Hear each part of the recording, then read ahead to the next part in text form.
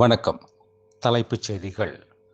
பிரபல நடிகரும் இயக்குனருமான பாக்யராஜ் மாரடைப்பால் காலமானார். பாக்யராஜ் உடலுக்கு முதல்வர் விஜய் நேரில் அஞ்சலி.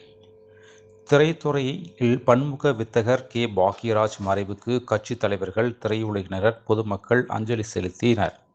திரைத்துறையில் பாக்யராஜின் பங்களிப்பை போற்றி அவரது இறுதி பயணத்திற்கு அரசு மரியாதை வழங்கப்படும் என முதல்வர் விஜய் அறிவிப்பு.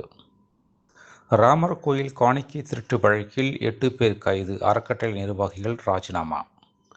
திமுக தலைமையிலான மதச்சார்பற்ற முற்போக்கு கூட்டணியிலிருந்து விலகிக் கொள்வதாக மதிமுக பொதுக்குழுவில் தீர்மானம் நிறைவேற்றம்.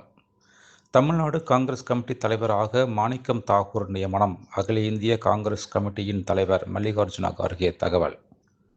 தமிழ்நாடு காங்கிரஸ் தலைவர் பதவியிலிருந்து விலகுவதில் 100% உறுதியாக இருக்கிறேன். செல்வ பெருந்தகை திட்டவட்டமாக அறிவிப்பு. இப்போது அவசரம் வேண்டாம் என்றும் 6 மாதம் பொறுத்திருப்போம் என்றும் கூட்டணி குறித்து எடுக்கும் முடிவை மதிப்பதாகவும் வைகோவுடன் கண்ணீருடன் முறையிட்டேன். கடைநல்லூர் தொகுதி எம்எல்ஏ திமு ராஜேந்திரன் விளக்கம். முதல்வர் விஜய் தனது உதவியாளர்களின் அதிகாரப்பூர்வ பதவிகளை பகிரங்கமாக அறிவிக்க வேண்டும். திமுக எம்பி வில்சன் வலியுறுத்தல்.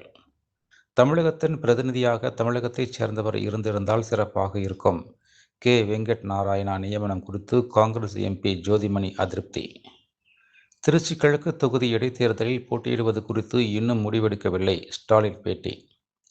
தன்னைப் போலவே மேலும் பலரை இயக்குநர்களாக வளர்த்தெடுத்த பெருமைக்குரியவர் பாக்யராஜ். திமுக தலைவர் மு.க.ஸ்டாலின் புகழஞ்சலி. மத்திய உளவு பிரிவு தலைவராக மகேஷ் தீக்ஷித் நியமனம்.